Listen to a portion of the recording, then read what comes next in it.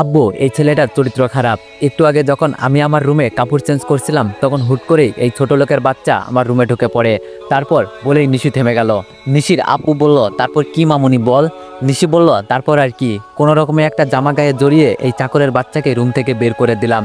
নিশির আব্বু রাগে গজগজ করে বলল, কি এই বাটপারের এত সাহস, আমার মেয়ের সাথে অসভ্যতামি করে।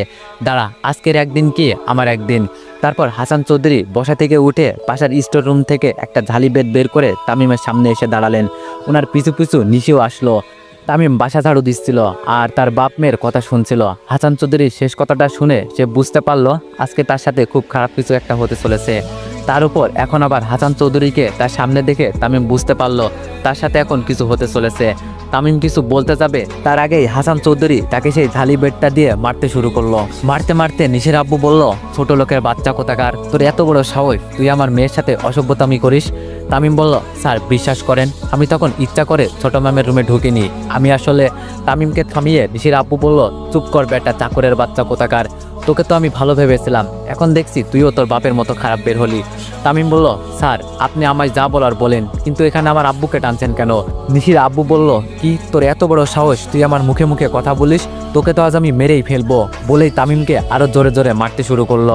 বেচারা তামিম আর কিছু বলার সাহস পেল না, কারণ সে জানে এখন সে যাই বলুক না কেন হাসান চৌধুরী তার কোনো কথাই বিশ্বাস করবেন না, উল্টো তার কথাগুলো ওনার কাছে বিয়াদুপি মনে হবে।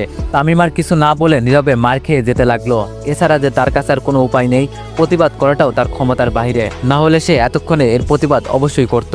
এইদিকে হাসান চৌধুরী তামিমকে মারতে মারতে তার শরীরে ঝাড়ি বেতের দাগ বসিয়ে ফেলেছেন। তারপরেও উনি থামছেন না। উনি আরও বেশ কিছুক্ষণ সময় তামিমকে মেরে সেইখান থেকে নিজের রুমে চলে গেলেন। তিনি চলে যাওয়ার পরই নিশি তামিমের সামনে এসে দাঁড়ালো আর ঠোঁটের কোণে এক বিশ্বজয়ী হাসি এনে তামিমের উদ্দেশ্য করে বলল, কি চাকরের বাচ্চা, দেখলি তো আমার সাথে বিয়াদুপি করার ফল কি। নেক্সট টাইম আমার রুমে ঢোকার আগে দরজায় নক করে ঢুকবি, না হলে এরপর থেকে আরও ভয়ঙ্কর শাস্তি পেতে হবে তোকে। নিশির কথাগুলো শুনে তামিম ভাঙা গলায় বলল, ম্যাম আমি তো ইচ্ছাকৃতভাবে এমনটা করিনি, তারপরও আপনি আমাকে স্যারের কাছে শুধু শুধু মার খাওয়ালেন কেন। নিশি বলল, কারণ এই নিশি চৌধুরীর সাথে যদি কেউ বিয়াদুপি করে তাহলে তাকে তার কর্মের উপযুক্ত ফল পেতেই হয়, হোক সেটা ভুলে বা ইচ্ছাকৃতভাবে। তামিম আর কিছু বলল না। নিশি বলল, আজকের এই শাস্তির কথা যেন সারা জীবন মনে থাকে, এবার বাসার বাকি কাজগুলো করে বিদায় হ, তোকে দেখলেই কেন জানি আমার গায়ে আগুন লেগে যায়। কথাগুলো বলেই নিশি তার রুমে চলে গেল। নিশি চলে যাওয়ার পর তামিম তার মার খাওয়া শরীর নিয়ে বাসার বাকি কাজগুলো করতে লাগলো। একে একে বাসার সব কাজ শেষ করে তামিম হাসান চৌধুরীর বাসা থেকে বের হয়ে তার বাসার দিকে রওনা দিল। হঠাৎ তামিম তার শরীরের দিকে লক্ষ্য করে দেখলো শরীরে ঝালি বেতের অনেক দাগ পড়ে গেছে। এখন এই অবস্থায় যদি সে বাসায় যায় তাহলে তার আম্মু তাকে এই অবস্থায় দেখে নিশ্চয়ই জিজ্ঞেস করবেন যে তার শরীরে এত দাগ কিভাবে হলো। তখন তো সে তার আম্মুকে সত্যিটা বলতে পারবে না, কারণ তার আম্মু সত্যিটা শুনলে কষ্ট পাবে। তামিম রাস্তার মধ্যে দাঁড়িয়ে বেশ কিছুক্ষণ ভাবলো যে এখন সে বাসায় যাবে কি যাবে না। অনেকক্ষণ ভাবার পর তামিম সিদ্ধান্ত নিল যে সে এখন বাসায় যাবে না, চলে যাবে তার সময় কাটানোর সেই জায়গাতে যেখানে সে প্রায় যায় আর কিছু সময় কাটিয়ে আসে। তারপর রাতে সে বাসায় ফিরবে, তাহলে তার আম্মু কিছুই জানতে পারবে না। এরপর সে চলে গেল তার সময় কাটানোর সেই জায়গাতে। তামিম হলো এই গল্পের মূল চরিত্র, মানে নায়ক। তাকে এবং তার পুরো জীবন ঘিরেই এই গল্পটি। মায়ের একমাত্র সন্তান তামিম, অনার্স 3য় বর্ষের ছাত্র সে। তার বাবা কিছুদিন আগে একটা অ্যাক্সিডেন্টে তাদেরকে ছেড়ে পরপারে চলে গেছেন। তার পরিবারের অবস্থা এতটাও ভালো না। তার বাবা অন্যের গাড়ি চালিয়ে যা টাকা পেতেন তার কিছুটা মালিককে দিতেন আর বাকিটা দিয়ে সংসার চালাতেন। কিন্তু হঠাৎ একদিন তিনি গাড়ি অ্যাক্সিডেন্ট করে বসেন আর সেখানে তিনি শেষ নিঃশ্বাস ত্যাগ করে বসে পৃথিবী ছাড়েন। তামিমের আব্বু হাসান চৌধুরীর গাড়ি চালাতেন। অ্যাক্সিডেন্টের কিছুদিন আগে তিনি হাসান চৌধুরীর থেকে 1 লক্ষ টাকা ধার নেন, কিন্তু সেই টাকা তিনি আর পরিশোধ করতে পারেননি। তার আগেই তিনি মারা যান। তারপর হাসান চৌধুরী তামিমের আম্মুকে সবকিছু বলেন আর এটাও বলেন তার টাকা যেন তারা 1 সপ্তাহের মধ্যে ফেরত দেয়, না হলে তিনি তাদের নামে পুলিশের কাছে মামলা করবেন। হাসান চৌধুরীর কথা শুনে তামিমের আম্মু বলেন তিনি এত টাকা পরিশোধ করতে পারবেন না, কিন্তু হাসান চৌধুরীর একটাই কথা, তার টাকা চাই তো চাই। অবশেষে তামিমের আম্মু আর উপায় না পেয়ে বলে বসলেন, এত টাকা তো আমাদের পরিশোধ করার সামর্থ্য নেই, তবে এখন থেকে আমি আপনার বাড়িতে গিয়ে টাকার বিনিময়ে বাড়ির সব কাজ করব। হাসান চৌধুরী প্রথমে রাজি না হলেও পরে ঠিকই রাজি হয়েছেন আর বলেছেন, তাহলে এর জন্য তোমাকে আমার বাড়িতে 2 বছর কাজ করতে হবে, তবেই আমি মানব। তামিমের আম্মু আর উপায় না পেয়ে হাসান চৌধুরীর কথায় রাজি হয়ে গেলেন। কিন্তু তামিম তার মাকে তাদের বাড়িতে গিয়ে কাজ করতে দেয়নি, উল্টো সে নিজেই তার আম্মুর বদলে তাদের বাড়িতে গিয়ে কাজ করতে লাগলো।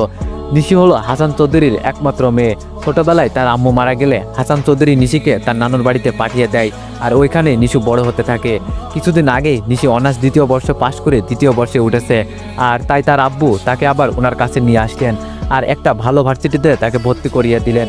ছোটবেলা থেকে সে যা চেয়েছে তাই পেয়েছে, কখনো তাকে মায়ের অভাব বুঝতে দেওয়া হয়নি। তাই আজ বড় হয়ে সে অহংকারী হয়েছে, গরিবের সে দুই চোখে দেখতেই পারে না।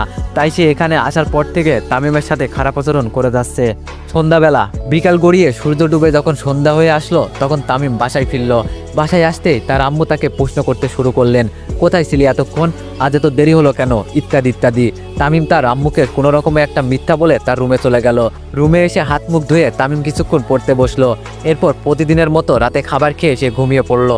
পরের দিন সকালবেলা ঘুম থেকে উঠে তামিম প্রথমে হাসান চৌধুরীর বাসায় গিয়ে বাসার সব কাজ 9টার মধ্যে শেষ করে আবার বাসায় চলে আসলো। এরপর ফ্রেশ হয়ে রেডি হয়ে ভার্সিটিতে চলে এলো। এতদিন ভার্সিটি বন্ধ ছিল, কিন্তু আজ আবার খুলেছে। এইদিকে তামিম ভার্সিটিতে এসে ঢুকতেই একটা মেয়ের সাথে ধাক্কা লেগে মাটিতে পড়ে যায়, তার সাথে সেই মেয়েটাও মাটিতে পড়ে যায়।